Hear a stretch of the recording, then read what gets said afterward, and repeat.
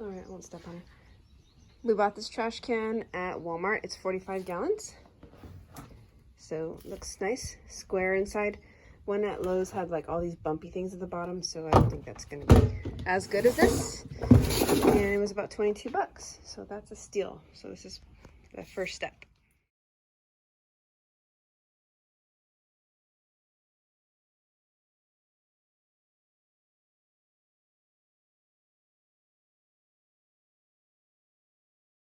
All right, so I gathered some dry browns for the compost pile.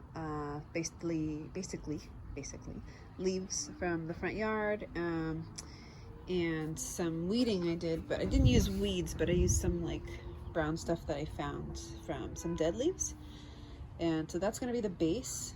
And then I got some food scraps I'm gonna put in there next. All right, so I've been saving up this stuff for about 5 days. I need to get a in-house small compost bin to just hold this stuff in the interim, but for now it's just in bags. All right, that is it with the food scraps. It's not that deep. It's probably, yeah, it's not that deep. So here's like the brown and then like the layer of green on top. Brown, green.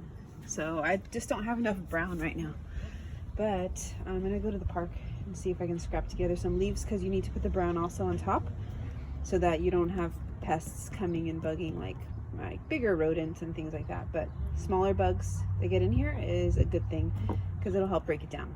And I need to also wet the pile, and I'm not worried about over wetting it because I put holes in the bottom and on the sides, so if anything extra will just drip out.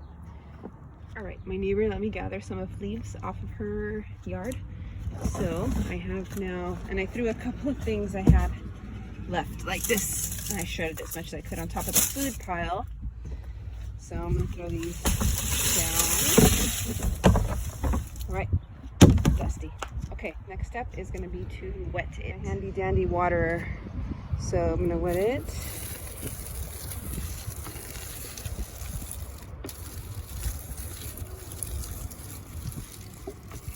And they say if it's too wet that it could start stinking, but there's plenty of holes.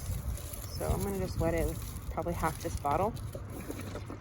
And I think anything that's excess will, I mean, it's pretty hot during the day, so it'll probably just dry out, evaporate, and if not, it'll leak out the bottom. We got this because of the portability. It's easy to roll. Not that we're gonna be moving it, but there's a chance we might get a little work done on the house and it may need to get moved. So I had to return the other compost bin that I got on Amazon because it's like, basically it's like a tunnel, so the bottom is open, so you can't really move it. All right, so I'm gonna just leave it on this side of the house because we're not that close to this side of the house, so if there's any stinky problems, it won't be something that we can really smell. Also, I noticed this attracts pincher bugs because I have a small Home Depot bucket in the back, and those things have been kind of plaguing me. One of them was even in my iced tea this week, so I don't want to bring them close to the house, so this is a good spot. One final thing is I'm gonna keep this trash can, which I almost threw out because it's kind of old and messed up, but I hosed it off and I'm gonna use it for like scrap, you know, shrubs that I trim back so that it can dry out, and then I can use it also as more brown material. And then I'm gonna gather more leaves and also put it in here, but I probably should drill holes in the bottom in case it rains.